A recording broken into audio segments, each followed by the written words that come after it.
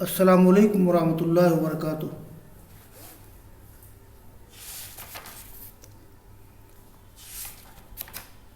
علوم القرآن میں مکی اور مدنی کی بحث چل رہی ہے، یعنی قرآن کریم کی کون سی صورتیں مکی ہیں، کون سی صورتیں مدنی ہیں، کون سی صورتیں مختلف فی ہیں۔ اس سلسلے میں مصنف نے 14 اساسی قسموں کا ذکر کیا تھا مکی اور مدنی ہونے کے اعتبار سے۔ اس سلسلے میں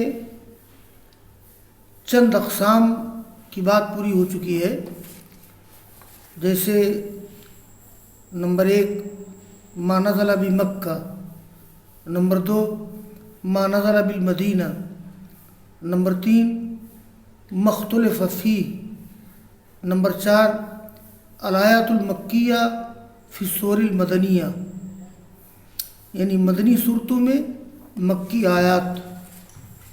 اور آج سبق کا آغاز ہوگا الآیات المدنیہ فی السور المکیہ، مکی صورتوں میں مدنی آیات۔ ہاں، یہ بات سامنے آ چکی ہے کہ صورتوں کا مکی اور مدنی ہونا یہ اغلبیت اور اکثریت کے اعتبار سے ہے۔ جس سورہ کی زیادہ تر آیتیں مکی ہیں انہیں مکی کہا جاتا ہے، اور جن صورتوں کی زیادہ تر آیات مدنی ہیں ان کو مدنی کہا جاتا ہے۔ اگرچہ مدنی صورتوں میں بعض مکی آیات ہوں یا مکی صورتوں میں بعض مدنی آیات ہوں، یہ بات آ چکی ہے۔ تو آج کا مبحث ہے الآیات المدنیہ فی السور المکیہ، یعنی مکی صورتوں میں مدنی آیات۔ مصنف کہتے ہیں ومن امثلۃ الآیات المدنیہ فی السور المکیہ سورۃ الانعام، یعنی مکی صورتوں میں مدنی آیات کا ہونا ان کی مثالوں میں ایک مثال ہے۔ تو مدنی آیات کی مثالوں میں مکی صورتوں میں سورہ انعام ہے۔ ابن عباس رضی اللہ تعالیٰ عنہ کہتے ہیں کہ نزلت بمکہ جملۃ واحدہ، یہ سورۃ الانعام مکہ میں بیک وقت اتری ہے، فیہ مکیۃ، لہذا اس کو مکی کہا جاتا ہے۔ الا 3 آیات منہا نزلت بالمدینہ، مگر 3 آیات سورہ انعام کی ان کا نزول مدینہ میں ہوا ہے، لیکن رسول اللہ صلی اللہ علیہ وسلم نے مضمون کی مناسبت سے اس کو سورہ انعام میں شامل کیا ہے۔ وہ 3 آیات یہ ہیں: اعوذ باللہ من الشیطان الرجیم، قل تعالوا اتل ما حرم علیکم الا تشرکوا بہ شیئا وبالوالدین احسانا ولا تقتلوا اولادکم من املاق نحن نرزقکم وإیاہم ولا تقربوا الفواحش ما ظہر منها وما بطن ولا تقتلوا النفس التي حرم اللہ الا بالحق ذالکم وصاکم بہ لعلکم تعقلون۔ ایک آیت یہ ہے، اور دوسری آیت ولا تقربوا مال الیتیم الا بالتی ہی احسن حتی یبلغ اشدہ واوفوا الکیل والمیزان بالقسط لا نکلف نفسا الا وسعها واذا قلتم فاعدلوا ولو كان ذا قربى وبعهد الله اوفوا ذالکم وصاکم بہ لعلکم تذکرون۔ اور تیسری آیت یہ ہے وان ھذا صراطی مستقیما فاتبعوه ولا تتبعوا السبل فتفرق بکم عن سبیلہ ذالکم وصاکم بہ لعلکم تتقون۔ تو یہ 3 آیات ہیں جن کا نزول مدینہ میں ہوا ہے، لیکن سورہ انعام میں اس کو شامل کر دیا گیا ہے، اس لیے کہ اس میں کچھ اساسی بنیادی احکام کا ذکر کیا گیا ہے۔ تو پہلی آیت کا ترجمہ یہ ہے، اے نبی کہہ دو، آؤ، یہ تعالو فعل امر ہے، تو اتلو اصل میں اتلو ہے، جب فعل مضارع جواب امر میں آتا ہے تو مجزوم ہو جاتا ہے، اور معطل فعل، معطل ناقص فعل، اس کا حرف علت حذف ہو جاتا ہے۔ تو کہہ دو، آؤ میں تلاوت کرتا ہوں اس چیز کی جسے تمہارے رب نے تم پر حرام قرار دیا ہے۔ کیا چیزیں ہیں؟ یہ کہ تم اللہ کے ساتھ کسی کو شریک نہ ٹھہراؤ۔ وبالوالدین احسانہ، یہ احسان مفعول مطلق ہے فعل محذوف احسنوا کا، اور والدین کے ساتھ اچھا سلوک کرو۔ ولا تقتلوا اولادکم من املاق، املاق کے معنی ہوتے ہیں فقر و فاقہ، غربت۔ اپنی اولاد کو فقر و فاقہ کے ڈر سے قتل نہ کرو، ہم تم کو بھی روزی دیں گے اور ان کو بھی روزی دیں گے، یا ہم تم کو بھی روزی دیتے ہیں ان کو بھی روزی دیتے ہیں۔ برائیوں کے قریب نہ جاؤ، ان میں سے جو ظاہر ہوں اور جو پوشیدہ ہوں، اور کسی جان کو قتل نہ کرو جن کو اللہ تعالیٰ نے حرام قرار دیا ہے مگر حق کے ذریعہ، یعنی اگر کسی جان کو قتل کرنے کا حق پہنچ جائے تو اس کو قتل کیا جا سکتا ہے۔ تو کسی نفس کو قتل نہ کرو جس کو اللہ نے حرام قرار دیا ہے مگر حق کے ذریعہ۔ یہ ہر نفس، کسی بھی نفس کو قتل کرنا حرام ہے، چاہے وہ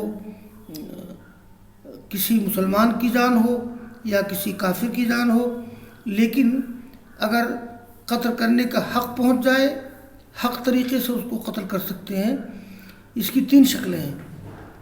ایک تو یہ ہے کہ کسی نے کسی کو قتل کر دیا تو قصاص میں قتل کرنا اس کا حق ہے۔ نمبر 2، اگر کسی شادی شدہ شخص نے زنا کیا تو شرعی طور پر حق پہنچتا ہے کہ اس کو قتل کر دیا جائے۔ تیسری شکل یہ ہے کہ کوئی شخص مرتد ہو جائے، یعنی مسلمان تھا اور مسلمان ہونے کے بعد وہ غیر مسلم ہو جائے، مرتد ہو جائے، تو اسے قتل کرنا حق ہے، درست ہے۔ تو الا بالحق کی 3 شکلیں ہیں: قصاص میں قتل کیا جانا، شادی شدہ شخص کو قتل کا مستحق ہونا، ارتداد کی وجہ سے قتل کا مستحق ہونا۔ ذالکم وصاکم بہ لعلکم تعقلون، یہ ہے وہ بات جس کی وصیت، یعنی جس کی نصیحت اللہ تعالیٰ نے تم کو کی ہے تاکہ تم سمجھدار ہو جاؤ، تاکہ تم سمجھو۔ ولا تقربوا مال الیتیم الا باللتی احسن، تم یتیم کے مال کے قریب نہ جاؤ الا باللتی، الا بالطریقۃ التی، مگر اس طریقہ سے جو بہتر ہو۔ یعنی آدمی یتیم کے مال کے بارے میں بڑی احتیاط برتے، ضروری ہے۔ البتہ اگر کوئی شخص یتیم کا ولی ہے، یتیم کے مال کا ذمہ دار ہے، تو یتیم کے مال کی ذمہ داری پوری کرتے ہوئے وہ اپنی اجرت کی حد تک، اپنے محنتانہ کی حد تک اس سے لے سکتا ہے، یا یہ ہے الطریقۃ الحسنہ، بہتر طریقہ۔ یا آدمی اپنی ضرورت کی حد تک اس میں سے استعمال کر سکتا ہے جیسی اس کی ضرورت ہو۔ اگر وہ کسی یتیم کے مال کا ولی ہے تو یتیم کے مال کے قریب نہ جاؤ مگر اس طریقے سے جو بہتر ہو۔ یہ کب تک؟ یہاں تک کہ وہ یتیم اپنی طاقت و قوت کو پہنچ جائے، یعنی بلوغت کو پہنچ جائے۔ اشد کے معنی طاقت و قوت، یہاں مراد ہے حتی یبلغ بلوغہ، حتی یبلغ حلمہ، وَأَوْفُوا الْكَيْلَ وَالْمِيزَانَ بِالْقِسْطِ، اور ناپ اور تول انصاف کے ساتھ پورا دو. ناپو تو پورا ناپو، تولو تو پورا تولو انصاف کے ساتھ. لا نکلف نفسا الا وسعها، ہم کسی نفس کو اس کی وسعت کے مطابق ہی مکلف کرتے ہیں. اور جب تم بولو تو انصاف کرو. ولو کان ذا قربا، اگرچہ کوئی تمہارا رشتہ دار ہی کیوں نہ ہو. یعنی عدل کرو، انصاف کرو، چاہے وہ عدل اس عدل اور انصاف سے تمہارا قریبی رشتہ دار متاثر کیوں نہ ہو. وہ بعہد اللہ اوفو، یعنی اوفو بعہد اللہ، اللہ تعالیٰ کے سے کیے ہوئی عہد و پیمان کو پورا کرو. ذالکم وصاکم بہ لعلکم تذکرون، یہ ہے وہ جس کے ذریعے سے اللہ نے تم کو وصیت کی ہے تاکہ تم نصیحت حاصل کرو. لعلکم تذکرون اصل میں ہے لعلکم تتذکرون. باب تفاعل، اور باب تفاعل میں جہاں دو تا اکٹھا ہو جاتا ہے ایک تا کو حذف کرنا جائز ہے. تو لعلکم تذکرون، لعلکم تتذکرون اصل میں ہے. وَأَنَّ هَذَا صِرَاطِي مُسْتَقِيمًا فَاتَّبِعُوهُ، اور یہ ہے میرا سیدھا راستہ، اس کی پیروی کرو. وَلَا تَتَّبِعُوا السُّبُلَ، دوسرے راستوں کی پیروی نہ کرو. فَتَفَرَّقَ بِكُمْ عَنْ سَبِيلِهِ، کہ وہ تم کو سیدھی راہ سے الگ کر دیں گے. یہ فتفرق یہ فعل مضارع ہے اور مجزوم ہے اس لیے کہ نہیں کے جواب میں یہ فعل مضارع آیا ہے اور پھر اس پر فا سببیہ داخل ہے. فا سببیہ کے بعد ان مقدر ہوتا ہے. ذالکم وصاکم بہ لعلکم تتقون، اس کے ذریعے اللہ نے تمہیں وصیت کی ہے، نصیحت کی ہے تاکہ تم متقی ہو جاؤ. تو یہ سورہ انعام میں یہ 3 آیات مدنی ہیں، لیکن ان کو سورہ انعام میں شامل کر دیا گیا ہے. اس میں کچھ اساسی تعلیمات ہیں اور کچھ جزیات کا بھی ذکر ہے. ایک دوسری مثال دے رہے ہیں اس کی، وہ سورۃ الحج مکیۃ سوا 3 آیات نزلت بالمدینہ من اول قولہ تعالی ھذان خصمان اختصموا فی ربہم. یہ سورہ حج کی آیت نمبر 19 ہے. یہ سورہ حج یہ مکی ہے، لیکن اس کی 3 آیات یہ مدنی ہے. میں 3 آیات پڑھ کر کے بتا رہا ہوں کون سی 3 آیات مدنی ہیں. یہ دیکھیے، یہ 3 آیات یہ ہیں: ھذان خصمان اختصموا فی ربہم. تو یہ 3 آیات ہیں. ھذان خصمان اختصموا فی ربہم فالذین کفروا قطعت لهم ثیاب من نار یصب من فوق رؤوسہم الحمیم یصہر بہ ما فی بطونہم الجلود ولہم مقامع من حدید کلما ارادوا ان یخرجوا منها من غم ویعیدوا فیہا وذوقوا عذاب الحریق. یہ آیت نمبر 19 سے آیت نمبر 22 تک، یعنی 19 20 21. تو مصنف کہتے ہیں کہ سورہ حج مکی ہے سوائے 3 آیات کے جن کا نزول مدینہ میں ہوا ہے. یہ من اول قولہ تعالی، اللہ تعالیٰ کے اس قول کے شروع سے، ھذان خصمان اختصموا فی ربہم. طلبہ ان آیات کو نوٹ کر لیں گے. سورہ حج کی آیت نمبر 19 سے لے کر کے 19 20 21. یہ خصمان واحد خصم مخالف دشمن. یہ ھذان خصمان، اس سے مراد ھذان خصمان سے مراد 2 فریق ہیں، الفریق المومن الفریق الکافر. تو یہ 2 مخالف گروپ ہیں باہم جنہوں نے اپنے رب کے بارے میں جھگڑا کیا، بحث کی، فالذین کفروا جن لوگوں نے کفر کیا ان کے لیے آگ کے کپڑے پہنائے جائیں گے، کاٹے جائیں گے ان کے لیے آگ کے کپڑے، یعنی آگ کے کپڑے کاٹ کر ان کو پہنا دیے جائیں گے۔ یصب من فوق رؤوسہم الحمیم ان کے سروں کے اوپر گرم پانی ڈالا جائے گا۔ یصروا بہ ما فی بطونہم الجلود اور جس کے ذریعہ ان کے پیٹ کی تمام چیزوں کو جھلسا دیا جائے گا اور چمڑوں کو۔ یہ سہروں کے معنی ہوتے ہیں جیسے چمڑا جل کر کے گر جائے، یعنی آنت نیچے آ جائے گا، ہے نا، اس کے ذریعہ اسرو بھی جلا کر نیچے گرا دیا جائے گا جو کچھ ان کے پیٹ میں اور چمڑوں کو۔ وَلَهُمْ مَقَامِعُ مِنْ حَدِيدٍ اور ان کے لیے لوہے کے ہتھوڑے ہوں گے۔ تو یہ تین آیات مدنی ہیں، لیکن ان کو سورہ حج میں شامل کر دیا گیا ہے۔ اور یہ چھٹی قسم ہے ما نزل بمکہ وحکمہ مدنی، جس کا نزول مکہ میں ہوا ہے اور اس کا حکم مدنی ہے، یعنی اس میں مدنی کا حکم شامل ہے۔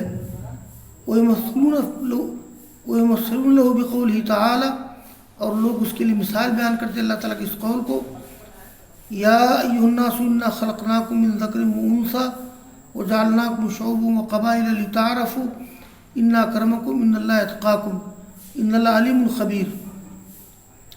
یہ سورہ حجرات کی آیت نمبر 13 ہے۔ اے لوگو، ہم نے تم لوگوں کو پیدا کیا ہے ایک مذکر اور مؤنث سے، یعنی ہم نے تم لوگوں کو پیدا کیا ہے آدم و حوا سے۔ ذکر سے مراد آدم ہے، انثیٰ سے مراد حوا علیہ السلام ہے۔ یا یہ ہے کہ دنیا میں تمام انسانوں کی پیدائش ایک مرد ایک عورت سے ہوئی ہے۔ وجعلناکم شعوبا وقبائل اور ہم نے تم کو مختلف جماعتوں اور مختلف قبیلوں میں بانٹ دیا ہے۔ یہ جو سارے انسان مختلف قبیلوں میں مختلف جماعتوں میں بٹے ہوئے ہیں، یہ اللہ تعالیٰ کی مصلحت ہے۔ لتعارفوا تاکہ تم آپس میں متعارف ہو جاؤ، پہچانے جاؤ۔ لیکن یاد رکھو، کسی قبیلے سے ہونا، کسی خاندان سے ہونا یہ فضیلت کی بات نہیں ہے۔ یقیناً اللہ تعالیٰ کے نزدیک تم لوگوں میں سب سے زیادہ معزز وہ ہے جو تم میں زیادہ متقی ہو۔ بے شک اللہ تعالیٰ جاننے والا باخبر ہے۔ مصنف کہتے ہیں یہ فَإِنَّهَا نَزَلَتْ بِمَكَّةَ يَوْمَ الْفَتْحِ وَهِيَ مَدَنِيَّةٌ لِأَنَّهَا نَزَلَتْ بَعْدَ الْهِجْرَةِ۔ دیکھیے ایسا ہے، قرآن کا وہ حصہ جو مکہ میں نازل ہوا ہے اس کا حکم مدنی ہے۔ وہ ایسا اس لیے ہوتا ہے جیسے آپ کی مدنی زندگی میں جس کا نزول ہوا ہے، کہیں بھی ہوا ہو تو مدینہ کی بجائے کہیں بھی ہوا ہو تو اس کو مدنی حکم دیا جائے گا۔ تو یہ آیت کریمہ اتری ہے مکہ میں، فتح مکہ، یہ فتح مکہ کے دن، فتح مکہ سن 8 ہجری میں فتح ہوا ہے۔ وہ یہ مدنیۃ اور یہ مدنی ہے، کیوں؟ لأنها نزلت بعد الہجرہ، اس لیے کہ اس کا نزول ہجرت کے بعد ہوا ہے۔ اصل میں قرآن کریم کے جس حصے کا نزول ہجرت کے بعد ہوا ہو، کہیں بھی ہوا ہو، طائف میں، مکہ میں، مگر ہجرت کے بعد جس کا نزول ہوا ہے اس کا حکم مدنی ہوگا۔ تو ما نزل بمکہ وہ حکم مدنی، یہ آیت کریمہ ہے یا ایھا الناس فإنها نزلت بمکہ یوم الفتح، اور یہ مدنی ہے اس لیے اس کا نزول ہجرت کے بعد ہوا ہے، اور خطاب اس میں عام ہے۔ ومثل هذا لا يسميه العلماء مکیا كما لا يسمونه مدنيا على وجه التعيين بل يقولون فيه ما نزل بمکہ وہ حکم مدنی. اس طرح کی آیت کا نام علماء نہ تو مکی رکھتے ہیں جیسے کہ نہ اس کو مدنی نام رکھتے ہیں تعین کے ساتھ. مطلب ایسی کوئی آیت ہو کہ جس کا نزول مدینہ میں نہ ہوا ہو لیکن ہجرت کے بعد ہوا ہو، کہیں بھی ہوا ہو، تو اس قسم کا نام علماء نہ مکی رکھتے ہیں نہ مدنی رکھتے ہیں. تو اس طرح کا نام علماء نہ تو مکی رکھتے ہیں جیسے کہ اس کو مدنی بھی نہیں کہتے ہیں تعین کے ساتھ، بلکہ کیا کہتے ہیں ما نزل بمکہ وہ حکم مدنی، جس کا نزول مکہ میں ہوا ہے اس کا حکم مدنی ہے. ساتویں قسم ما نزل بالمدینہ وہ حکم مکی، یعنی قرآن کا وہ حصہ جو مدینہ میں نازل ہوا ہے لیکن اس کا حکم مکی ہے. یہ وَيَمَثَّلُونَ لَهُ بِسُورَةِ الْمُمْتَحِنَةِ، اس کی مثال دیتے ہیں لوگ سورہ ممتحنہ کے ساتھ. دیکھیے سورہ ممتحنہ فَإِنَّهَا نَزَلَتْ بِالْمَدِينَةِ، اس کا نزول مدینہ میں ہوا ہے لہذا مدنی ہے وہ مقام کے اعتبار سے. وَلَكِنَّ الْخِطَابَ فِي ثَنَايَاهَا تُوَجَّهُ إِلَى مُشْرِكِي أَهْلِ مکہ، لیکن خطاب اس کے ضمن میں یعنی اس سورہ کے سیاق و سباق میں توجہ خطاب متوجہ ہے اہل مکہ کے مشرکین کی طرف. تو اس کے بارے میں کیا کہتے ہیں کہ ما نزل بالمدینہ حکم مدنی حکم مکی، جس کا نزول مدینہ میں ہوا ہے اس کا حکم مکی ہے. تو اس کی مثال سورہ ممتحنہ کی ہے، اس لیے کہ سورہ ممتحنہ کا نزول مدینہ میں ہوا ہے. یہ سورہ ممتحنہ میں اصل میں ذکر کیا گیا ہے کہ آپ جب مدینہ میں رہتے تھے تو بہت سے لوگ آپ کے پاس آتے تھے تو آپ سے کہا گیا کہ ان لوگوں کا امتحان لے لیجئے تب بیعت کیجئے، یعنی ان کا جائزہ لے لیجئے اور جائزہ لینے کے بعد تب ان سے آپ بیعت کیجئے. سورہ ممتحنہ یہ کس سورہ میں پڑھتا ہے؟ دیکھیے سورہ ممتحنہ، میں سورہ ممتحنہ کی بعض آیت پڑھ دیتا ہوں.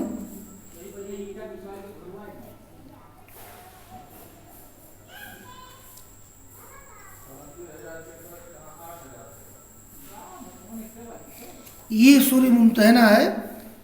یا ایھا الذین آمنوا لا تتخذوا عدوی وعدوکم اولیاء تلقون الیہم بالمودہ وقد کفروا بما جاءکم من الحق یخرجون الرسول وایاکم ان تؤمنوا باللہ ربکم ان کنتم خرجتم جہادا فی سبیلی وابتغاء مرضاتی تسرون الیہم بالمودہ وانا عالم بما اخفیتم وما علمتم ومن یفعلہ منکم فقد ضل سواء السبیل. اس میں یہ جو لوگ مدینہ آتے تھے آگے کی آیت میں کہا گیا ہے یا ایھا الذین آمنوا اذا جاءکم المؤمنات مہاجرات فامتحنوہن اللہ عالم بایمانہن فإن علمتموہن مؤمنات فلا ترجعوہن الی الکفار لا ہن حل لہم ولا ہم یحلون لہن. تو یعنی مومن عورتیں جو آئیں مکہ سے مدینہ تو کہا گیا کہ ان کو واپس نہ کرو، ان کا جائزہ لے لیا کرو اور اس کے بعد ان سے بیعت کرو. ہاں تو یہ ہے معاملہ کہ جس کا وہ جو نازل ہوا ہے مدینہ میں اس کا حکم مکی ہے. تو اس کی مثال لوگ دیتے سورہ ممتحنہ سے، جس کا نزول مدینہ میں ہوا ہے یہ مدنی ہے باعتبار مقام لیکن خطاب اس کے سیاق و سباق میں یہ متوجہ ہے اہل مکہ کے مشرکین کی طرف. ومثل هذا صدر سورۃ براء نزل بالمدینہ والخطاب فی المشرکی اہل مکہ. اور اس کی ایک مثال سورہ براء کا ابتدائی حصہ ہے. سورہ براء کا ابتدائی حصہ ہے، اس کا نزول مدینہ میں ہوا ہے لیکن اس میں خطاب اہل مکہ کے مشرکین سے ہے. یہ سورہ براء کا آغاز میں آیت پڑھ دیتا ہوں. طلبہ اس آیت کو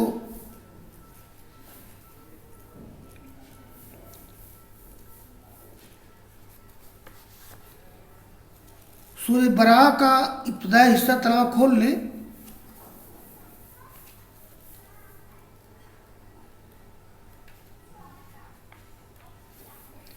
اس کا آغاز ہوتا ہے براءۃ من اللہ والرسول.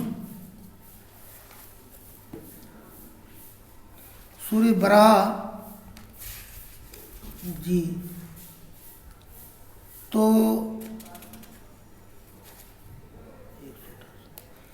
سورہ براءہ کا نام سورہ توبہ بھی ہے.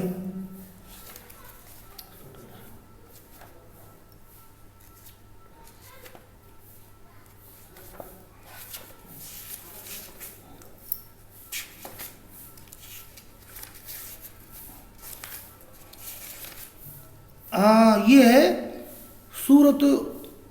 طلبہ جان لیں یہاں مصنف نے سورہ براءہ کہا ہے نا، لیکن سورہ براءہ کا ایک نام سورۃ التوبہ بھی ہے. دیکھیے اس میں مصنف نے کہا کہ جس کا جو نازل ہوا وہ مدینہ میں، اس کا حکم مدنی ہے. تو اس کی ایک مثال تو سورہ ممتحنہ سے دی ہے، اور ومثل ھذا، اور اسی طرح سے سورہ براءہ کا آغاز. تو سورۃ البراءہ اس کا نام سورۃ التوبہ بھی ہے. اس کا نزول مدینہ میں ہوا ہے، مگر اس میں خطاب اہل مکہ کے مشرکین سے. دیکھیے براءۃ من اللہ ورسولہ الی الذین عاہدتم من المشرکین فسیحوا فی الارض اربعۃ اشہر واعلموا انکم غیر معجز اللہ وان اللہ مخزی الکافرین واذان من اللہ ورسولہ الی الناس یوم الحج الاکبر ان اللہ بریء من المشرکین ورسولہ فإن تبتم فهو خیر لکم وإن تولیتم فاعلموا انکم غیر معجز اللہ وبشر الذین کفروا بعذاب علیم.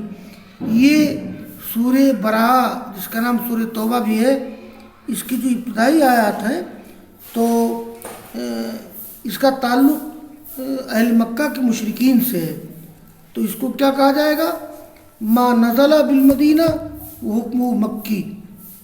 اور بس آج درس ہی موقوف کرتے ہیں. وآخر دعوانا ان الحمد للہ رب العالمین.